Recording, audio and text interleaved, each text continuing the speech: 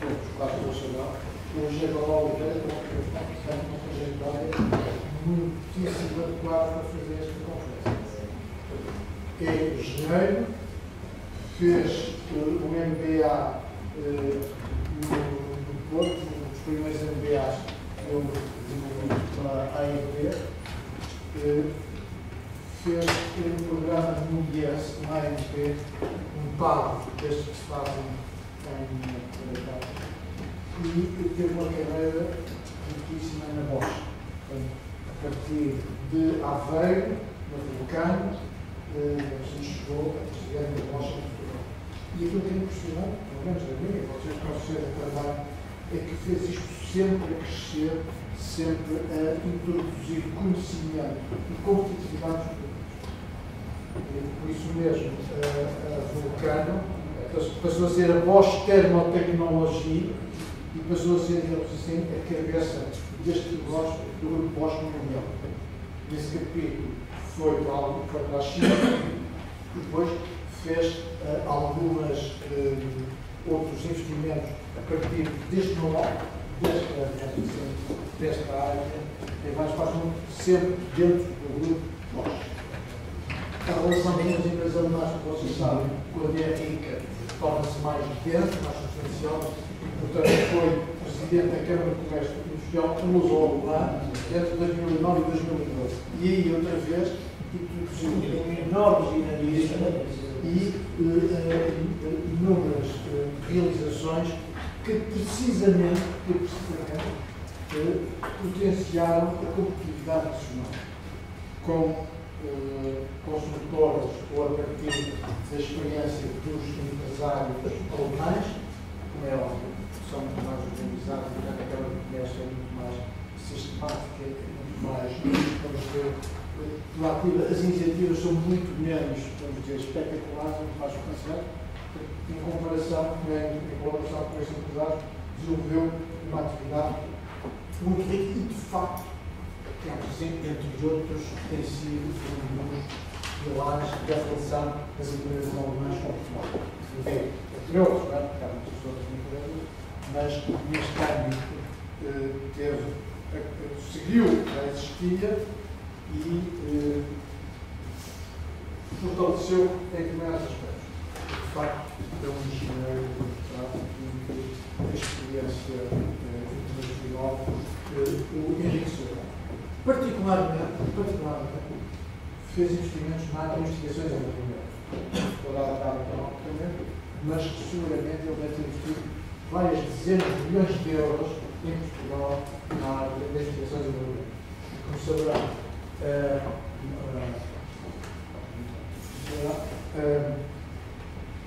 a empresa que foi considerada que em Portugal tem o maior nível tecnológico é a empresa Bosch. É a empresa da Bosch de Braga, que faz produtos de navegação móvel. Antigamente fazia só autorrádios e agora, a partir do autorrádio, digamos assim, enriqueceu o produto que está dentro do automóvel e, portanto, faz navegação automóvel. Então, foi considerado um estudo que fez uma consultora portuguesa deste de alguns produtores, um produto que, do ponto de vista competitivo mundial, é aquele que tem mais.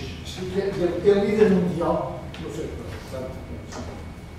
É uma coisa que tem uma tradução. E aquilo correspondeu a investigação de desenvolvimento. Recentemente anunciou-se, bem recordo, um projeto de 20 milhões de euros com a Universidade do Minho, precisamente à volta deste assunto. Portanto, uma pessoa que pode dizer fatores estratégicos de competitividade, eu sei, eu fiz, eu acompanhei.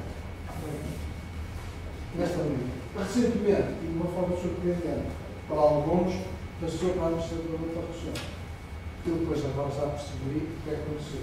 Passou para a administradora da produção, porque realmente a produção está a precisar de uma maior dinamização e a Câmara alterou o Conselho de Administração com uma componente engraçada que o engenheiro Pedro Silveira explicou aqui na AES há 15 dias. Esteve cá há 15 dias. Portanto, o Conselho de Administração tem metade, tem mais de 30 anos de vida na Porto do Céu e metade isto é uma rua que tem menos de 30 anos. Menos de 30 anos de idade. Não é bem assim, mas é isto às vezes aproveitei a tua ausência para dizer coisas bonitas. Portanto, faz favor. As desculpas não todas vão acabar aqui. Já estou na fase da produção. As coisas bonitas já visto que nós estamos a falar. E, portanto, está na produção. Então, o que é que eu percebi? O que é que está na produção? Estou contente. É que a produção vai fazer neste momento 60 milhões de euros, não é? Na fábrica de tecido. 120. 120. Já fez agora 60 milhões e vai fazer mais. Ora bem, o que acontece? O engenheiro João Paulo vive na África. Já percebi. Não digas isso. Não, mas isso é uma coisa importante. Portanto, está feita a apresentação e, como digo, tenho uma enorme curiosidade.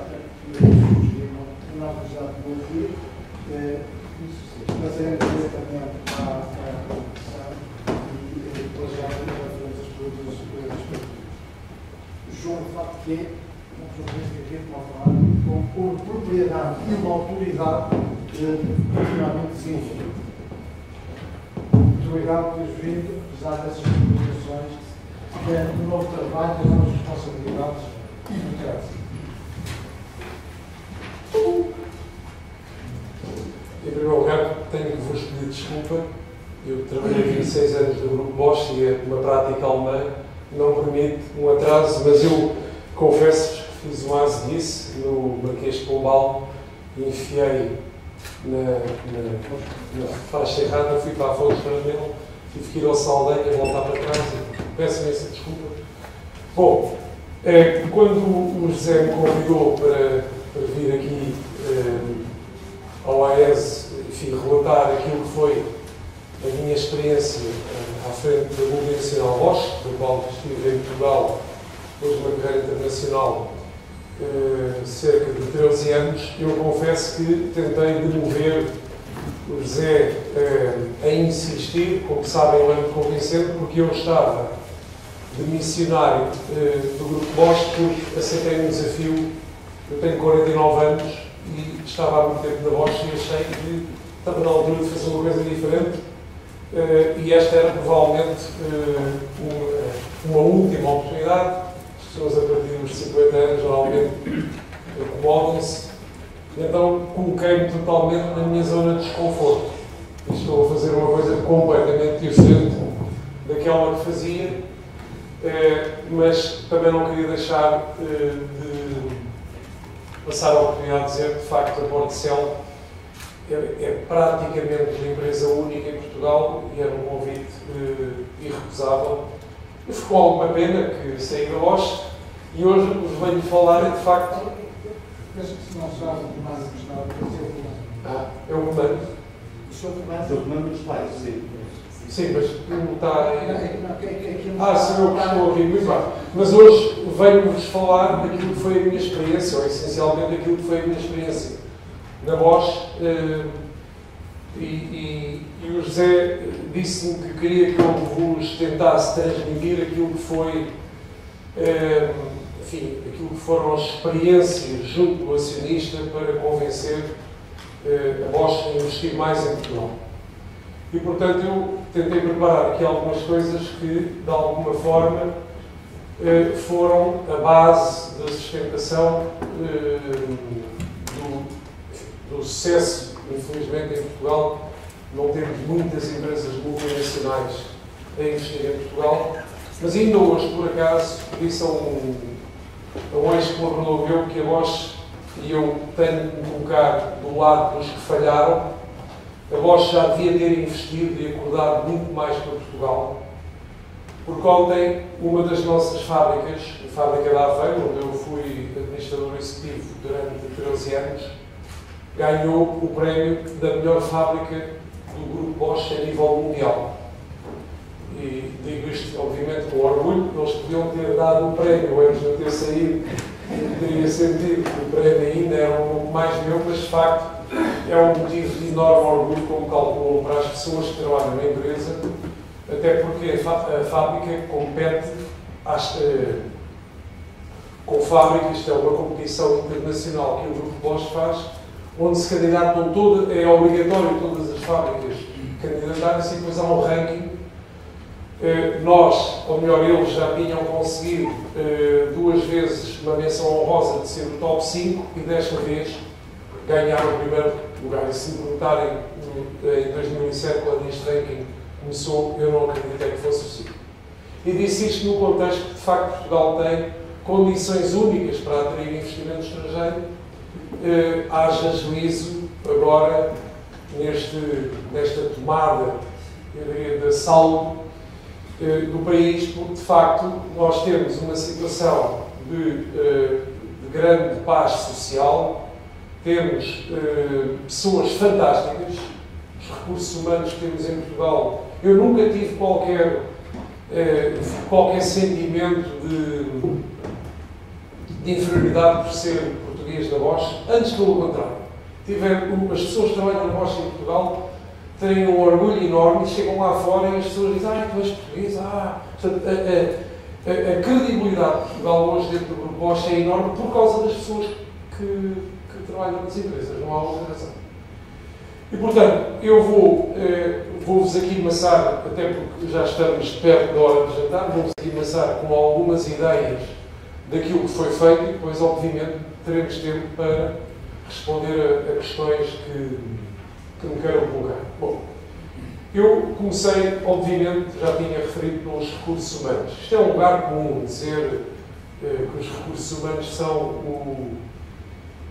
o ativo mais importante da empresa. Provavelmente, se formos às missões e visões das empresas todas, está lá normalmente os recursos humanos.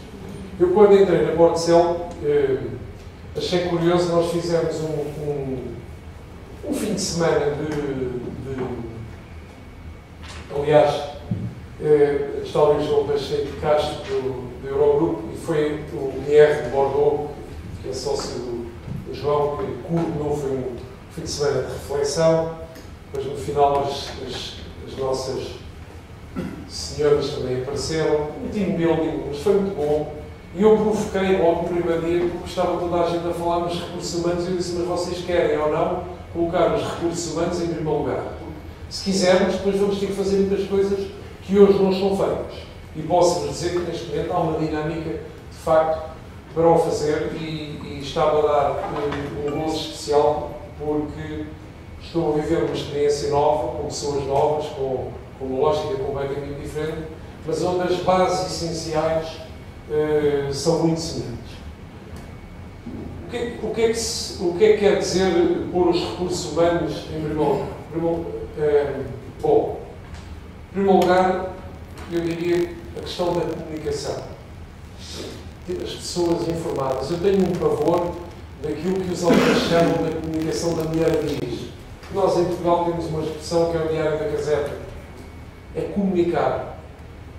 É mau comunicar em excesso, mas é muito pior comunicar por defeito. E eu aprendi muito, criámos uma máquina de comunicação dentro do Grupo Bosch, especialmente interna, onde praticamente todos os colaboradores sabem aquilo que se passa na empresa. E, por exemplo, para evitar que depois haja especulações sobre determinados assuntos, a partir do momento em que, por exemplo, uma mudança organizacional é um tema que as pessoas adoram saber antes quem é que vai ser promovido ou vai haver uma alteração, há um cuidado enorme em colocar essa informação logo nos canais de comunicação da empresa, para que depois não haja tempo para que os líderes informais negativos, porque nas empresas há sempre líderes informais, uns pela positiva, outros pela negativa, há sempre pessoas nas empresas, quando queremos passar uma notícia boa, dizemos: vou dizer uma coisa, não vou dizer a ninguém, é um segredo, a gente já sabe, vai pela empresa toda. E também há aqueles que a gente, quando quer comunicar uma má notícia, diz: vou-te contar uma coisa, não digas a ninguém, e a empresa toda vai ser. Portanto, é um pouco esta luta que se fez dentro do grupo, uma preocupação enorme na comunicação. No planeamento de carreira, eu peço desculpa, este slide é um pouco complexo e denso, mas basicamente uma preocupação grande no posto de trabalho. As pessoas têm que ser, e o posto de trabalho hoje também está muito mais modernizado. As pessoas podem trabalhar a partir de casa. Obviamente, num contexto industrial, é muito difícil fazer esta gestão, porque se eu for um operário, uma pessoa que trabalha numa linha tem que estar lá continuamente, e depois o sobretudo do trabalhador que não está agregado à linha de produção pode ficar em casa. Portanto, é preciso haver aqui algum balanço para que as pessoas não se sintam, enfim, blindadas. Exatamente, blindadas.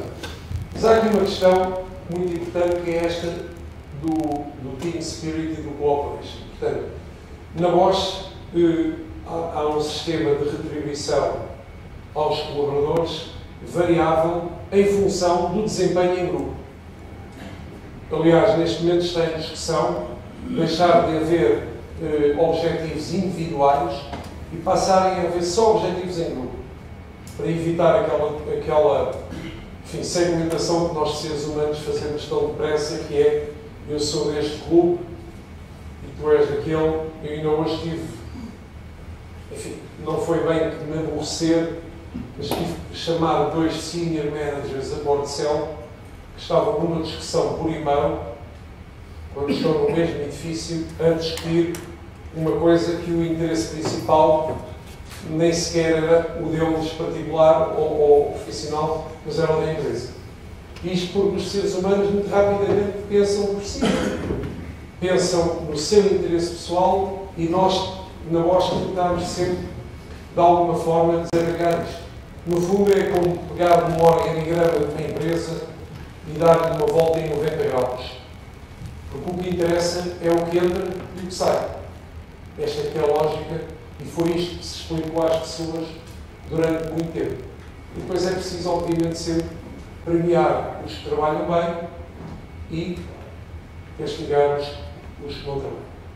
Mas outra questão é a questão da formação. E havia uma frase que eu, como responsável da empresa, dizia, não sei se dizia todos os dias, mas dizia todas as semanas: façam formação.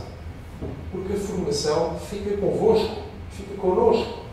Eu, se vier ao AES e se for a Bosch ou a Portcel a pagar a minha formação, ela fica comigo. Eu fiz 26 anos de formação na Bosch, saí agora para a Portcel, ficou comigo. O que não esqueci ficou comigo. E, portanto, é um pouco este o espírito que se transmitiu. Há muitas pessoas em Portugal que ainda são avessas à formação, e provavelmente alguns de vós têm essa experiência.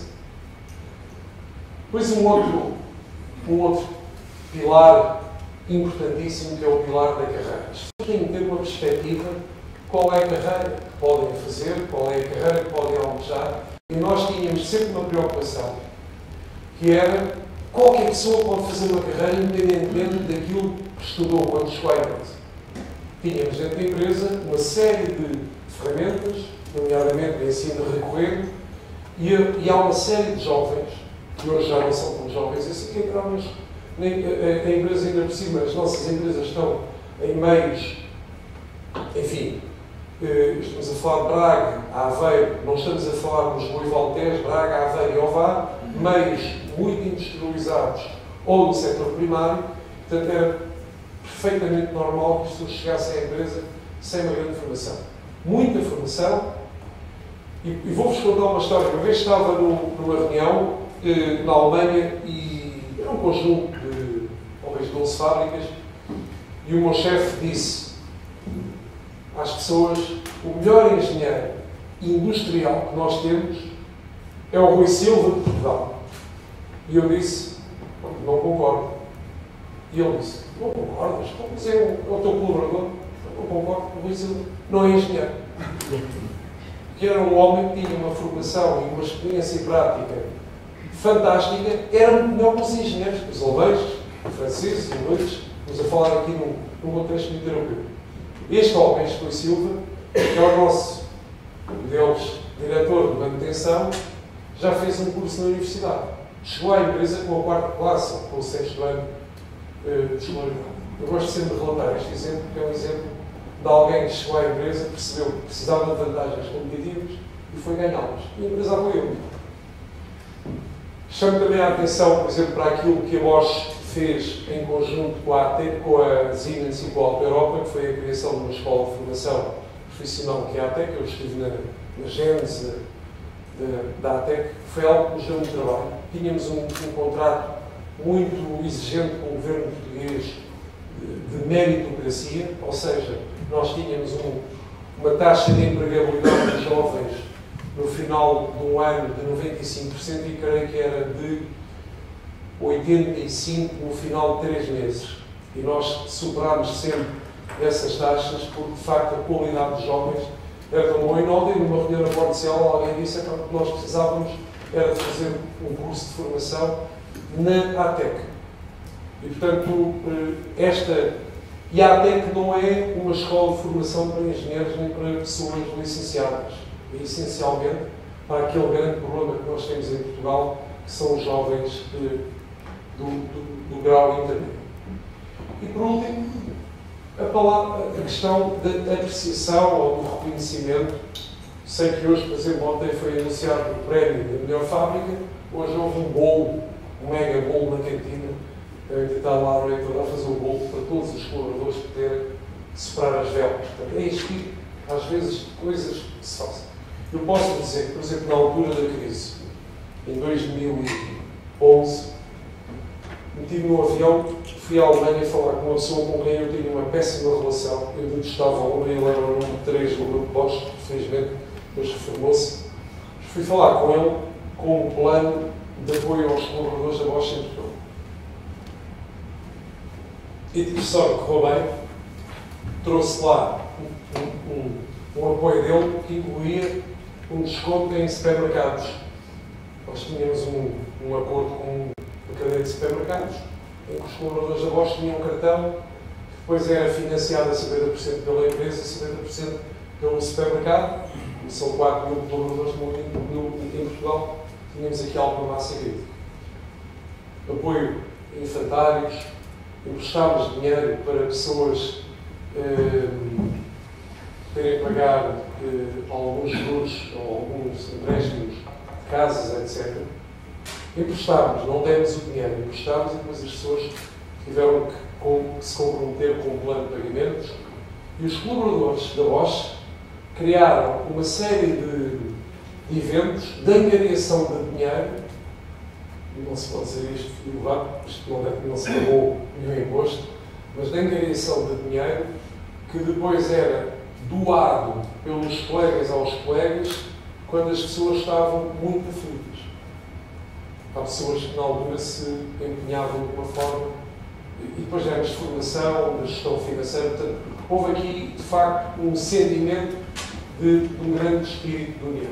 E isto depois permite que, quando se chega ao pé das pessoas e se diz tem de se trabalha-se sempre, não há discussão. Eu nunca tive problema nenhum em dar uma ordem ou fazer uma exigência. Era fácil, as pessoas estavam motivadas. E isso faz a grande diferença. Não é possível exigir níveis de performance elevados se as equipas não estiverem motivadas. Depois, a questão da estratégia. Normalmente, talvez este seja um ponto diferenciador, normalmente as empresas multinacionais em Portugal vêm para Portugal, o mercado é muito pequeno, vêm para Portugal normalmente por uma lógica de custos de produção competitivos. Aliás, recordam-se que o ex-ministro Manuel Pinho chegou à China e disse em Portugal também temos mão de obra barata. Fica melhor dizer mão de obra competitiva, mas de facto Portugal tem custos muito competitivos. O que nós tentámos sempre diferenciar foi ter uma estratégia, ter uma visão. O que é que queremos fazer? E, por exemplo, a primeira visão que definimos logo em 93 foi nós temos que ter aqui em Portugal uma área de investigação e desenvolvimento. Reparem, no início da década de 90, investigação e desenvolvimento em Portugal, vamos a falar, era uma coisa que nós nem sabíamos muito bem o que era aquilo. Nem sequer sabíamos que ferramentas é que íamos utilizar. O Grupo Bosch anunciou, provavelmente alguns terão ouvido, com algum impacto, que tinha 250 pessoas de investigação e desenvolvimento.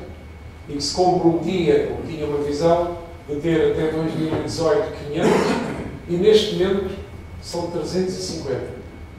Neste momento, principalmente em Aveiro, está a ser concluído um segundo edifício e há um terceiro já a ser planeado, porque, entretanto, a maior parte de áreas de negócio da Bosch perceberam que em Portugal há condições fantásticas para atrair jovens para a área de investigação e desenvolvimento. Primeiro, porque sei, os jovens portugueses têm nas universidades um nível qualitativo europeu, já não vou dizer mundial, mas europeu. Engenheiros a um nível fantástico. Depois saem com um pragmatismo enorme. Eu lembro-me, nós trouxemos uma área de eletrónica de um chavão chamado Smart Home, que é a partir de um telemóvel poder controlar tudo que tem a ver com a área do HVAC, do aquecimento e do ar-condicionado dentro da casa. E há uma equipa que está só a fazer software para o grupo Bosch e já está a fazer algum software para fora do grupo. E essa equipa está dividida em subequipas e havia uma jovem que eu próprio nem sequer a conhecia, já a tinha visto, mas não a identificava. A jovem fez uma apresentação fantástica, técnica, e depois fizeram-lhe algumas perguntas e ela disse: não, mas nós este ano vamos fazer isto, depois vamos fazer aquilo, entretanto já estamos a tentar recrutar algumas pessoas, etc. E uma conversa perfeitamente profissional, competente, segura. E houve um que me perguntou: esta amiga é fantástica, ela está cá há quanto tempo? E eu pensei: então fui sorrateiramente, perguntei ao chefe dela e diz-me: ela está cá há 4 meses. Há 4 meses? Isso foi ao alemão. E eu disse: olha, ela está cá há 4 meses. Isto na Alemanha é impossível. E eu vivi na Alemanha por muito tempo, é impossível. Esta mais-valia que nós temos, principalmente esta equipa de gente nova, 1%, ou 0,2%. E porquê? Porque foi preciso quebrar com paradigmas, foi preciso trabalhar de uma forma perfeitamente profissional, estruturada, ir atrás dos erros, dos defeitos, continuamente num princípio de melhoria contínua. A mesma coisa aconteceu as reclamações que vinham no mercado durante o período negativo. É preciso energizar as pessoas para objetivos exigentes, mas atingíveis. Por exemplo, numa das fábricas da Boxel, mas não, espero que não esteja aqui ninguém aí no jornal, há um chefe de uma fábrica que, depois algo que nos é também muito querido, digamos assim, que é a metodologia do Lean e do Kaizen. Eu não preciso agora de vos falar sobre isto, mas toda a gente está perfeitamente associada. Queria-vos falar do seguinte. O Kaizen, o Lean, está muito virado para as áreas diretas, para a estrutura direta, para aquilo que é a procura, que é medível, o tempo que eu demoro a executar uma operação. Quanto mais eficaz eu for na execução dessa operação, melhor é a minha produtividade. Nas áreas indiretas das empresas, que podem ser, por exemplo, bancos, são áreas de serviços, seguros, não há ou não havia um Lean e um Kaizen. Nós andámos durante muito tempo, eu andei durante muito tempo à procura de algumas ferramentas e fomos descobrir uma ferramenta que tinha sido co-desenvolvida entre a McKinsey e um banco na Bélgica, onde eles introduziram uma metodologia onde se aplicam exatamente os mesmos princípios do Lean nas áreas indiretas.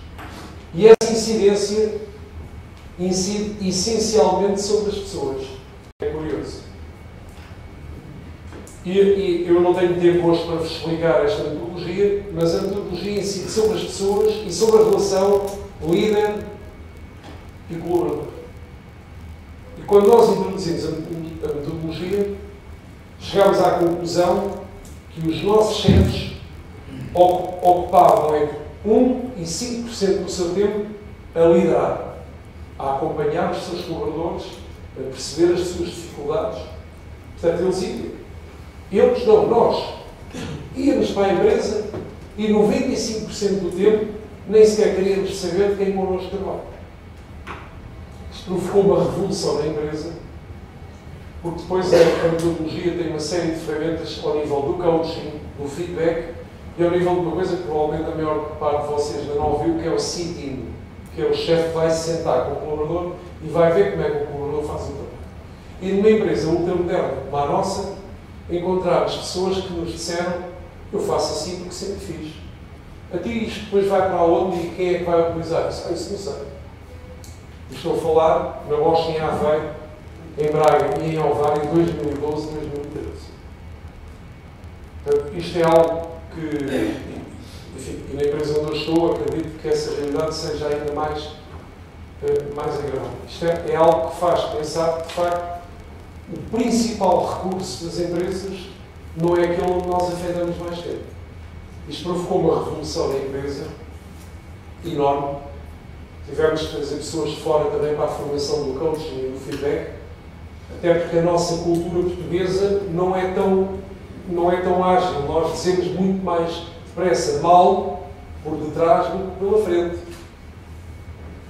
E, portanto, numa cultura portuguesa, ter agora, no fundo, é aplicar os princípios do desporto, quando, enfim, eu sou adepto daquele clube que não ganha nada, mas que tem lá um treinador de quem eu não gosto, mas que tem uma particularidade: ele dá feedback. Ele é conhecido por dar feedback. E o ser humano, quando tem feedback, tem probabilidade de melhorar. Se não tiver, se nós deixarmos os nossos colaboradores nas empresas andarem ao sabor do vento, normalmente o resultado é fraco. Bom, inovação e desenvolvimento já falei, e por último vou falar no foco do cliente, porque a Bosch introduziu a metodologia, enfim, agora está um pouco disseminada, se for na internet vou encontrar alguns exemplos, que é o User Experience, que é, de facto, perceber até ao fim as necessidades dos clientes. E numa cadeia de valor de uma empresa, o cliente às vezes nem sequer é uma figura muito definida. Pode ser, por exemplo, no nosso caso, pode ser um cliente final, um usuário final, pode ser um instalador. Por exemplo, no caso da Portcel, e provavelmente terão ouvido que a Portcel era uma empresa que só fazia papel ou pasta e está agora a dar um salto para o negócio do Tixo. Tixo são os produtos que a Renova faz. E, por exemplo, há um produto com o qual nós lidamos diariamente várias vezes, que é o papel higiênico, que é um produto sem emissão, mas o Paulo Pereira da Silva conseguiu pôr alguma emissão nos rolos de papel higiênico, coloridos, etc. É um exemplo de user experience. Todos nós usamos diariamente. Então é preciso recolher feedback. Por exemplo, na Alemanha, a maior parte e peço desculpa de estar agora a dar um salto para a minha nova área de negócio, o papel higiênico normalmente é reciclado. Em Inglaterra e nos Estados Unidos, o papel higiênico é soft.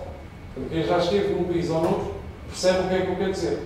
Portanto, é um pouco conhecer. E nós, a partir do momento em que introduzimos esta metodologia, aprendemos tanto sobre os clientes, sobre os mercados, sobre os defeitos que os nossos aparelhos têm quando chegam ao cliente final. Quantas vezes nós abrimos um produto e ele tem um defeito? Compramos um produto que precisa de baterias, queremos pôr um carrinho para o nosso filho brincar em casa, mas o aparelho vem da China e não tem baterias, e depois temos que ir no dia seguinte e decepcionamos o nosso filho e ficamos também nós decepcionados. Portanto, é um pouco esta aventura de conhecer as necessidades do cliente que abre as portas para um sucesso muito maior. E pronto, eu queria terminar. Vou-vos mostrar agora vou terminar com um vídeo da Portcel, porque obviamente tinha que falar alguma coisa e queria-vos transmitir aqui uma mensagem que é o seguinte. Não sei se têm essa percepção, isto são questões subjetivas, mas nos últimos anos tem-se feito um esforço enorme em Portugal na questão dos incêndios. A Ecotec trabalhou no projeto há 7 ou 8 anos. Entretanto, a Portcel fez um trabalho com o MIT de Portugal. Infelizmente, em Portugal não há uma verdadeira estratégia para a floresta. A maior parte da floresta está em parcelas unifamiliares, muito pequenas, que não permitem economias de escala. Os grandes produtores de pasta de papel do mundo são os brasileiros. Eu estive há 2 semanas no Brasil e percebi que, de facto, nós não temos qualquer hipótese de competir com eles à escala mundial, porque o custo da matéria-prima, que é determinante no negócio, no Brasil é 1/3 do nosso. Com uma outra agravante, é que em Portugal não há matéria-prima, não há eucalipto. E o eucalipto é uma árvore desgraçada, que tem uma péssima fama, muito pior do que a realidade. O eucalipto consome tanta água como o pinheiro. Só que esta informação é deturpada, depois nós temos aquela velha frase: seca tudo com o eucalipto, e pronto.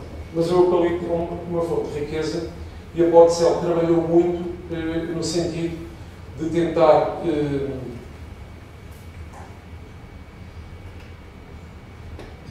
peço desculpa.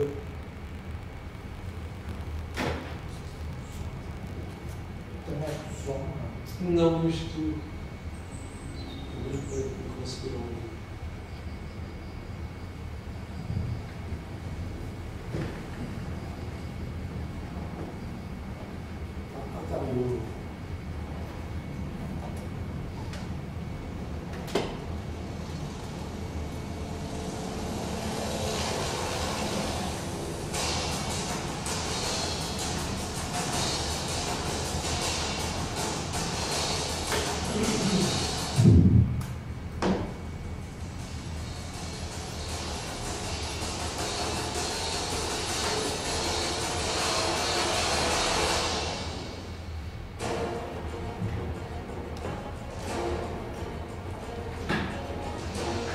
Em Portugal, todos os anos são vidas em risco e ardem milhares de hectares de floresta.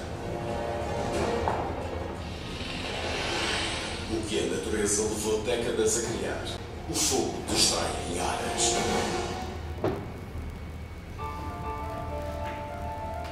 Preservar o ouro verde do país é crucial, seja por razões ecológicas, seja por motivos económicos. Valorizar para proteger é o caminho. Fazer do incêndio a exceção e não a regra é o objetivo. Nesse sentido, muito tem sido feito por todos os intervenientes. Muito há ainda por fazer. O sistema de detecção e supressão tem vindo a ganhar eficácia. Sabe-se onde e como os focos de ignição têm origem. 85% dos incêndios iniciam-se em áreas agrícolas ou no interface urbano-rural. Nos incêndios com causa apurada, mais de 2/3 resultam de atos negligentes. Incandescente reacende. Agir é urgente. Responsável pela gestão certificada de 120.000 hectares de floresta, dos quais 73% são plantações de eucaliptos e 27% de espécies diversificadas, a Portcel tem na prevenção e apoio ao combate aos incêndios uma prioridade. Todos os anos são identificadas áreas para a realização de operações de gestão de carga florestal combustível. Também através da Avocelga, o grupo integra o dispositivo especial de defesa da floresta contra incêndios. Nas ocorrências, a Brigada Conjunta do setor de pasta e papel acorda propriedades que não são geridas pela indústria, impedindo danos.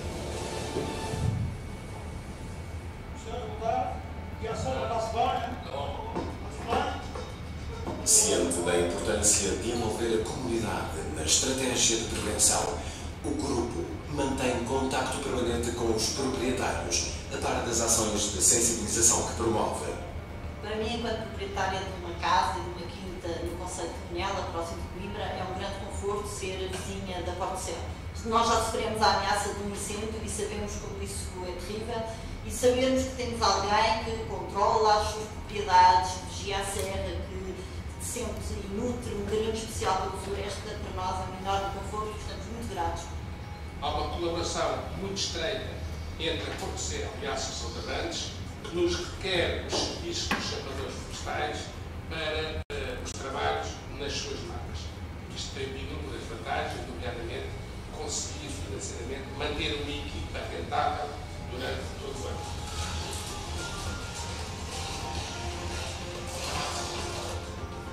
Reuniões municipais e partilha de informação são constantes. Ao mesmo tempo, a Portocel tem consolidado a sua aposta na investigação científica em prevenção dos incêndios florestais. O projeto do Fire Engine integrou-se no programa MIT Portugal e teve como objetivo desenvolver soluções de engenharia para melhorar a gestão dos sistemas de prevenção e combate aos incêndios florestais em Portugal. Feito o balanço, na defesa da floresta, a Portocel realiza todos os anos um investimento de 3 milhões de euros, destinado maioritariamente à prevenção. O resultado são mais de 15 mil hectares de controlo da vegetação, 4 mil quilómetros de caminhos e aceiros e 0,6% de área arborizada ardida em média nos últimos 5 anos. Para além da sistemática criação de empregos na prevenção e combate aos incêndios. 365 dias no terreno, a empresa contribui de forma decisiva para a defesa da floresta. A comunidade científica é clara no aviso. As alterações climáticas irão conduzir a uma vulnerabilidade exponencial. Gestão sustentável em escala é a via para assegurar os recursos que mantêm a sociedade. Até onde estamos dispostos a ir para defender Portugal Verde?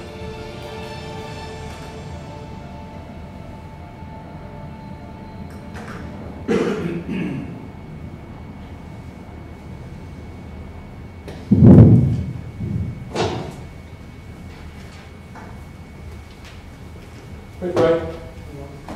Agora estou ao vosso dispor para responder perguntas ou comentários que queiram fazer. Por favor. Relativamente à voz, pode-nos dizer como é que começou a evolução do volume autorrádio para sistemas de ABS? Foi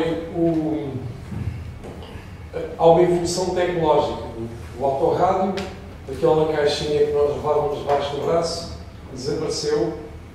Hoje o autorrádio é uma interface no tabuleiro do automóvel e uma caixa eletrónica alguns no veículo.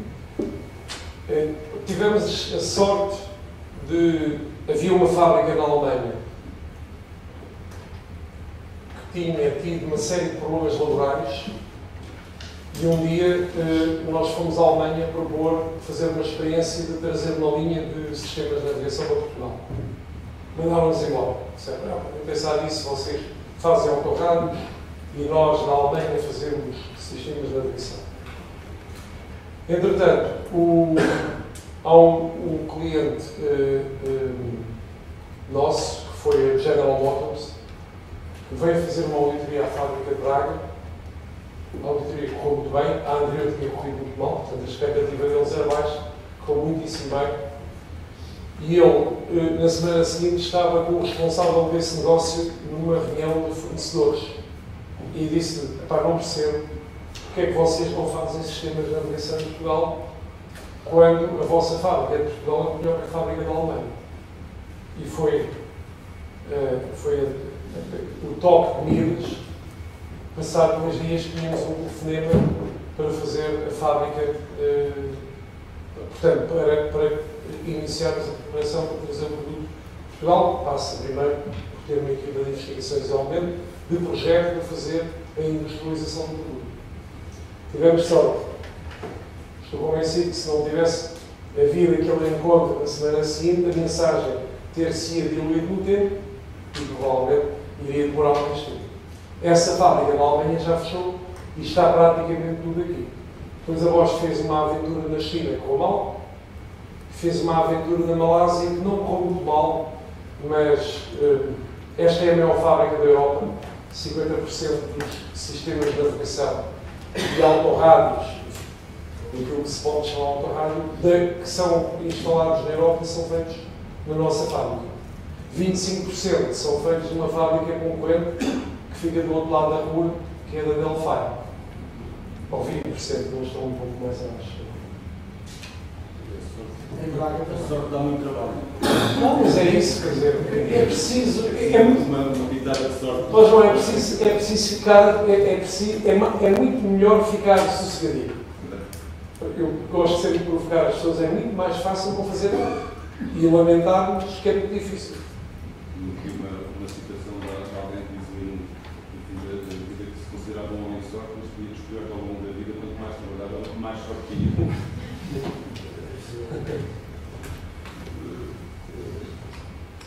Saber, enfim, trabalhou, portanto, numa multinacional de origem alemã, está agora a trabalhar, podemos considerar uma multinacional, enfim, de origem portuguesa. Certo.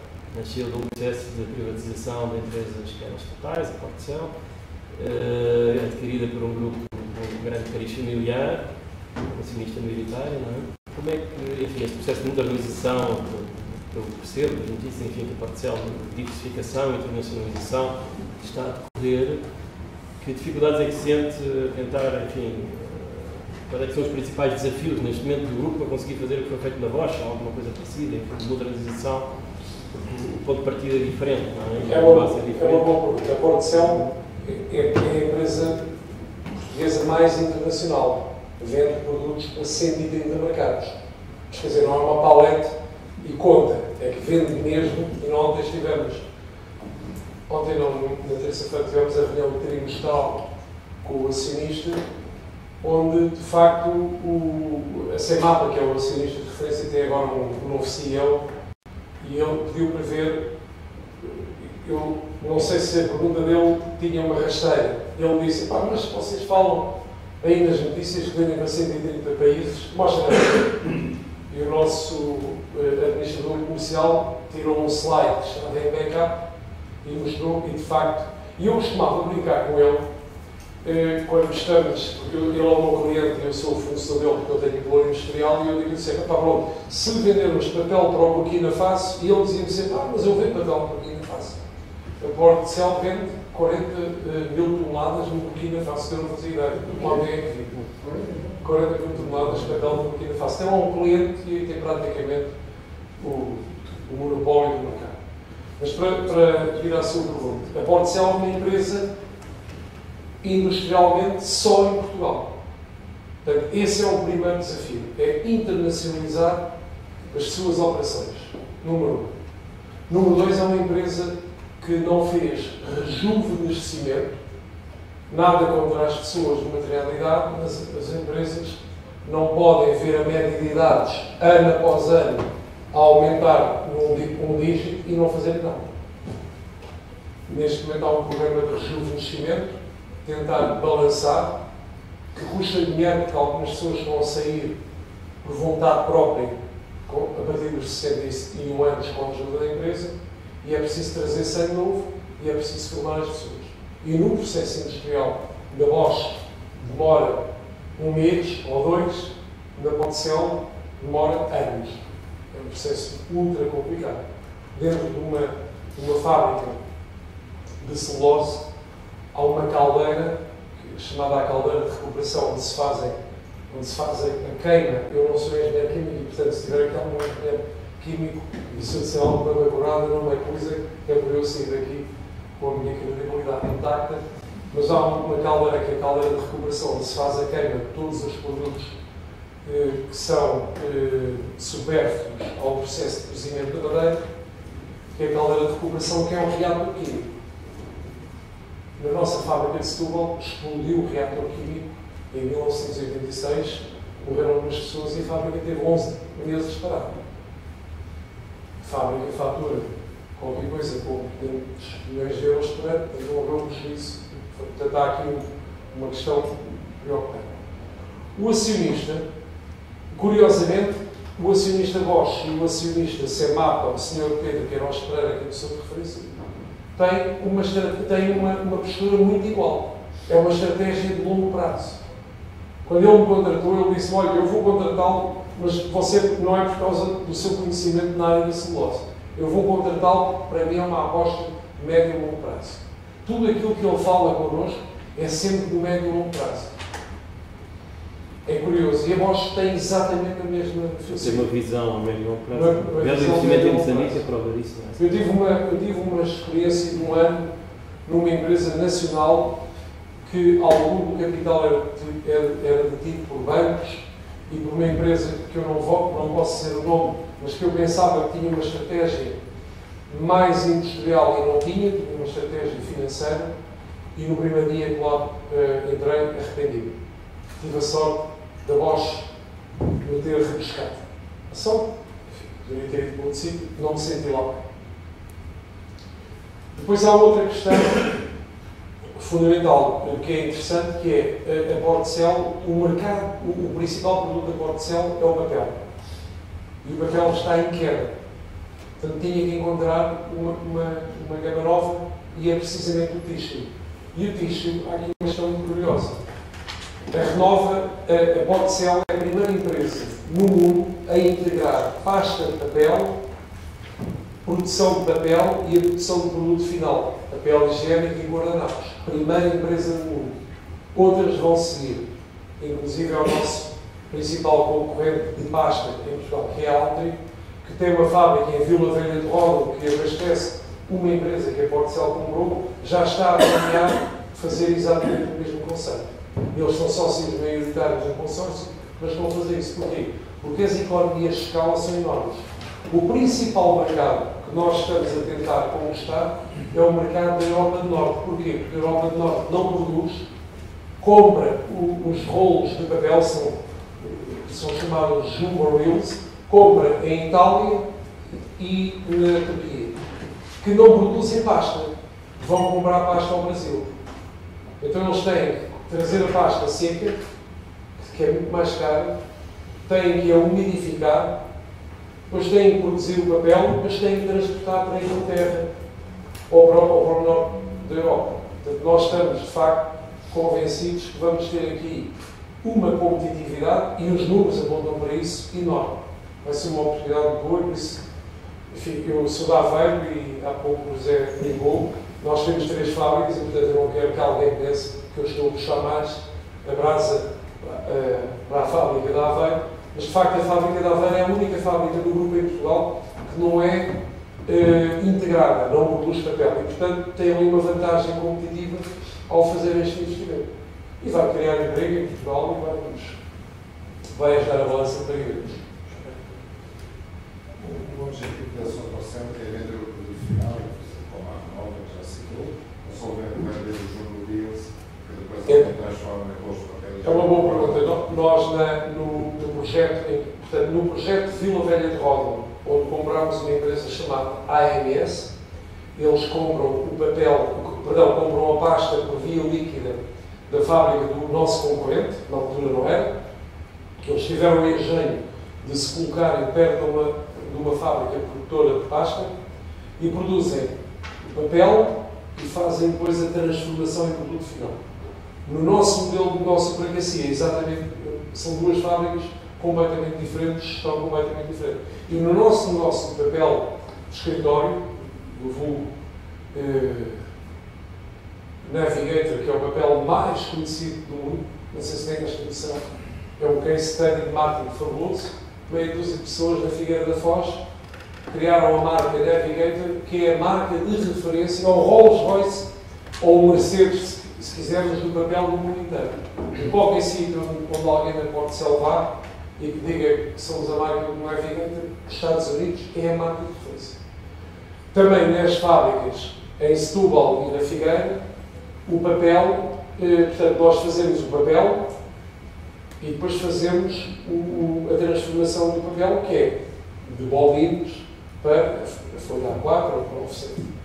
Portanto, é este processo de integração da cadeia de valor que nos vai dar vantagens competitivas face à nossa concorrência. Não sei se percebi a sua pergunta, mas era se um dia vão ser concorrentes da Renova para fazer papel. Nós já somos concorrentes da Renova. E infelizmente houve um jornalista que recentemente deturpou as palavras do nosso CEO e fez um título que dizia: daqui a 3 anos ultrapassámos a Renova. As palavras foram deturpadas, mas nós temos uma vantagem competitiva face à Renova. A Renova tem uma grande vantagem competitiva, que é ter uma marca poderosíssima, fenomenal, mas a marca fora de Portugal perde força, em Espanha e em França. Nós não temos marca no produto boticho, mas temos a integração toda da cadeia de valor. Portanto, o nosso produto vai chegar ao cliente tendencialmente a um custo inferior ao dos nossos principais concorrentes, também a Renova.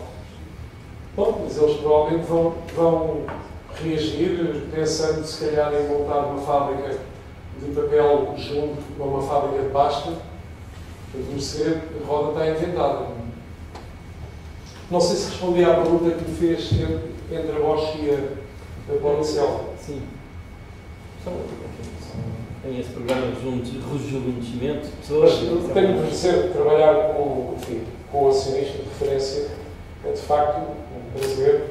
Eu penso que esse acionista é de facto o último industrial em Portugal que se mantém. E não é isso, é uma pessoa. E é uma visão, um investimento em Moçambique. Está preocupadíssimo com a situação económica. E é um otimista. Política em Portugal. Mas é uma pessoa que só pensa no longo prazo. Aliás, nós estamos a fazer um projeto louco em Moçambique, num país que não tem as infraestruturas mínimas. E estamos neste momento, em conjunto com o Banco Mundial e com o Governo de Moçambique, a fazer uma coisa que é desenvolver um país. Eu tenho alguns colaboradores que estão há 3 semanas em Moçambique, com uma equipa de técnicos especializados para resolver a questão da ferrovia, das estradas e dos portos, para nós podermos fazer o investimento. É um projeto longo. Mas às vezes isto é tipo o canal do Panamá, na altura que o canal do Panamá foi feito. É um projeto assustador. Foi uma questão que estamos aqui a falar muito do contexto, que é a visão do médio a longo prazo. Se tivermos um contexto de uma empresa que pretende ou que exigir retorno imediato, mesmo assim não houver esta intenção de ganhar vantagens competitivas, eu dos pilares que vão se aplicar os mesmos, mas que eu diria que seriam se calhar os prioritários. É uma pergunta difícil. É uma pergunta difícil porque o meu próprio cérebro está formatado para sempre a médio a longo prazo. Mas eu diria que a aposta das pessoas é fundamental. As pessoas têm de alguma forma de estar energizadas, porque sem pessoas não há resultados. Isso é como no futebol. O Sporting, se permitem, tem a melhor ou uma das melhores escolas de formação do mundo. Todos os anos saem 2 coelhos daquela cartola. E o Sporting ia comprar jogadores a todo o mundo. E só quando começou a apostar nos jovens é que percebeu que eles saem muito mais baratos e o resultado é muito melhor. Então eu diria nas pessoas, diria na performance. A performance é fundamental. Ninguém se pode esquecer da performance. E as nossas fábricas, e tenho de dizer que, por exemplo, na Porcel, uma máquina de papel é um monstro, com 160 metros de comprido, tem 20 metros de altura e a maior máquina do mundo. Há 2 máquinas, uma está em Portugal, em Setúbal, e outra está na China.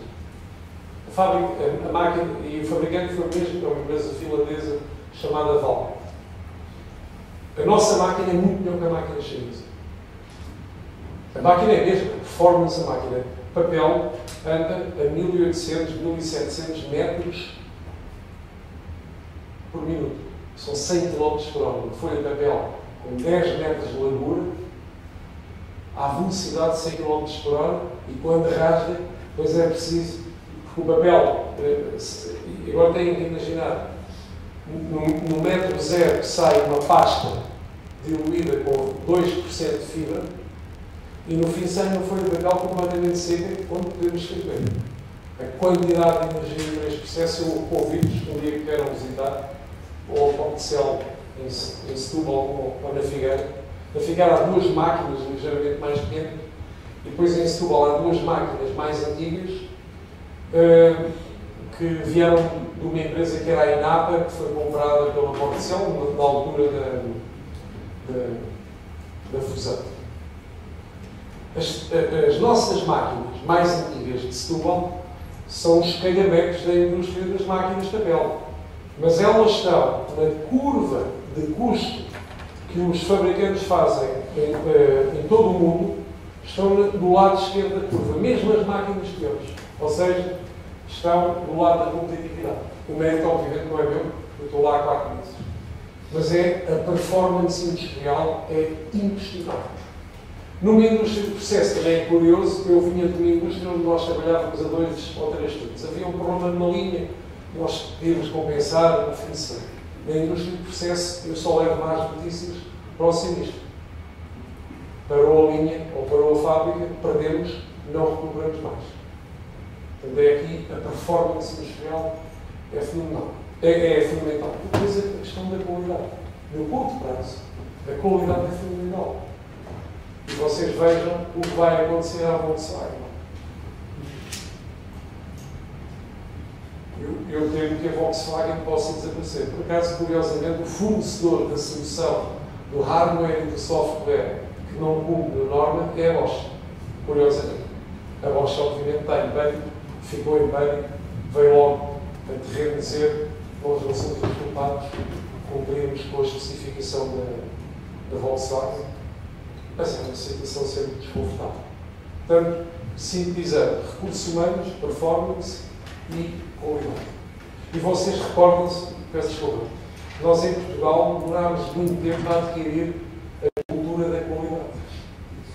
Demorámos muito tempo, nós somos muito mais facilitadores da não qualidade.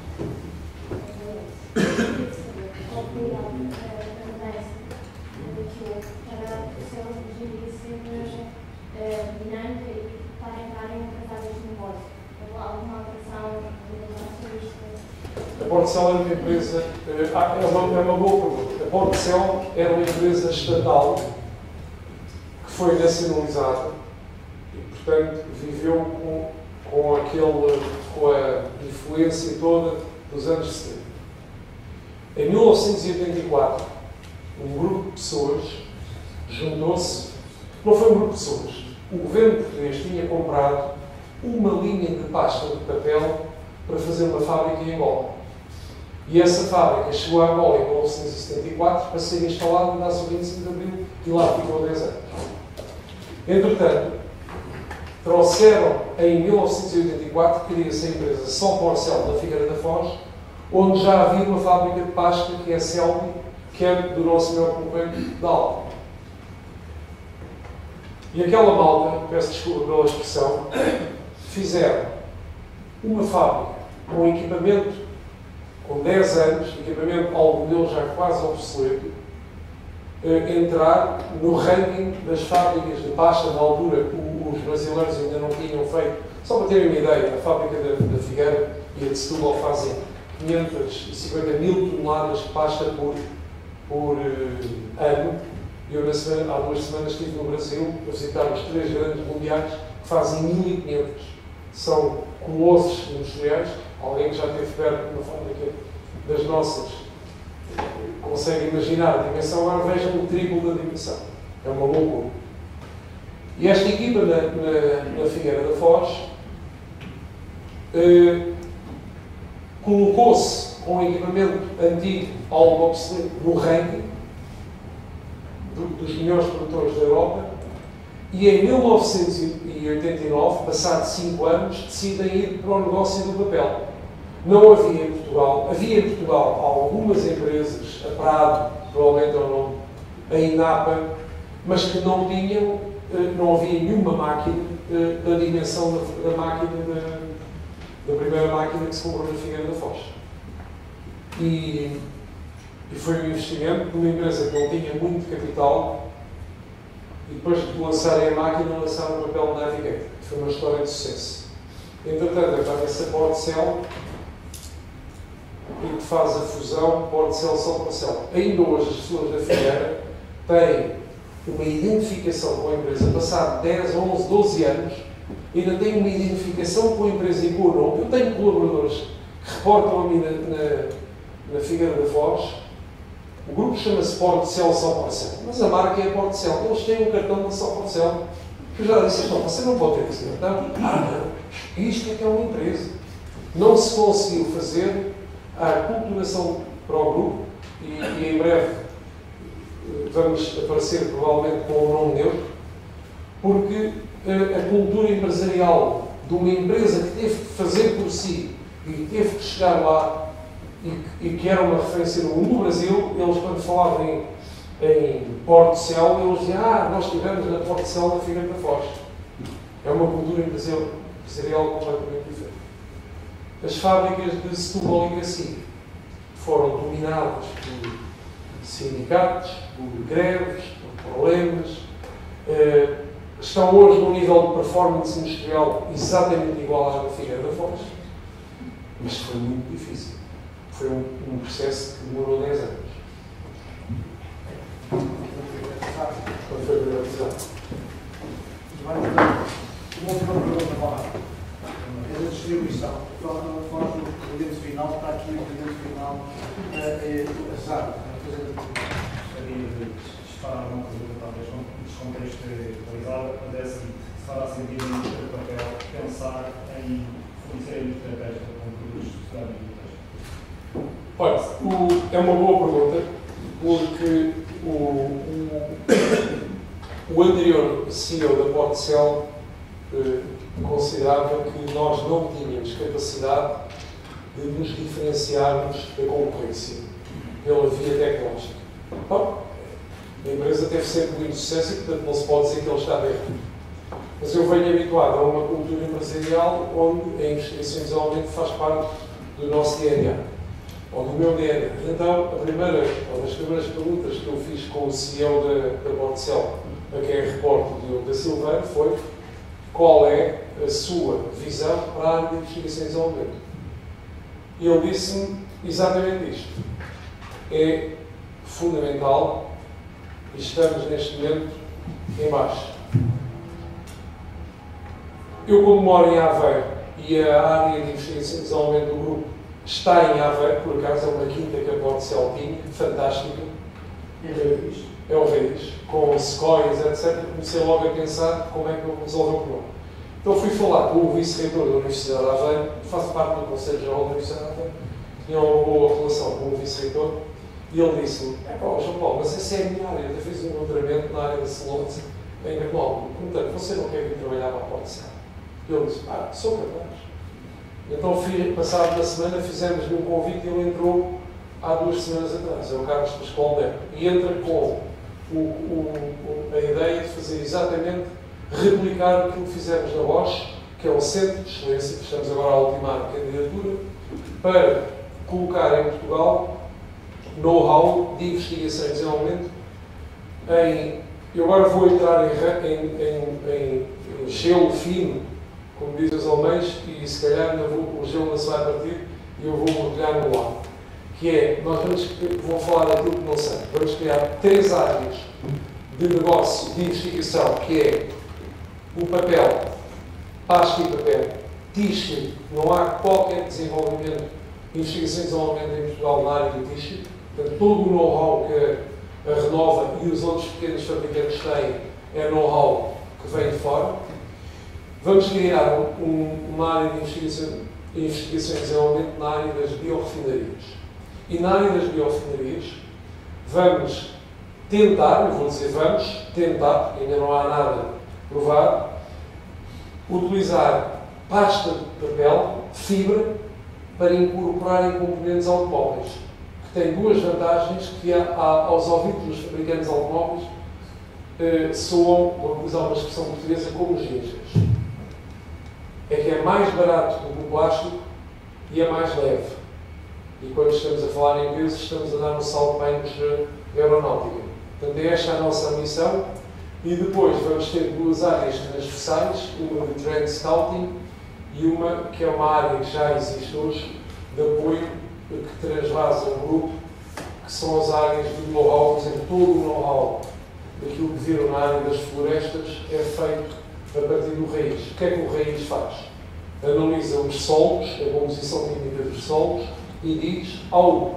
Portanto, se um dos senhores ou das senhoras tiver um terreno e quiser plantar eucalipto, pode subcontratar o raiz a um preço simbólico para o raiz lhe dizer, no seu terreno, com a qualidade da terra que tem, plante esta espécie de eucalipto. E é esta a ambição que temos. Espero que dentro de algum tempo possamos estar a fazer algum ruído no jornal. Agora os resultados vão demorar 5 a 10 anos. Depois há outra questão que tem a ver com a genética, porque a indústria europeia não quer planear genética, mas por outro lado nós já temos genética até na indústria alimentar do milho. Portanto, na Europa, a Europa não se entende e na genética há uma discussão enorme. Os brasileiros vão já avançar com uma série de soluções geneticamente transformadas, com muito melhor produtividade. A questão que, apesar de tudo, venho aqui falar de cuidados que são 8 horas, ainda nos vai mais comer 2 ou 3 biscoitos. E, portanto, que é para que os rapazes do que não fiquem desapontados. Provar no azeite. Provar no azeite. Provar no azeite. Ainda preciso provar o azeite. Azeite produto natural. Ótimo. Obrigado a todos.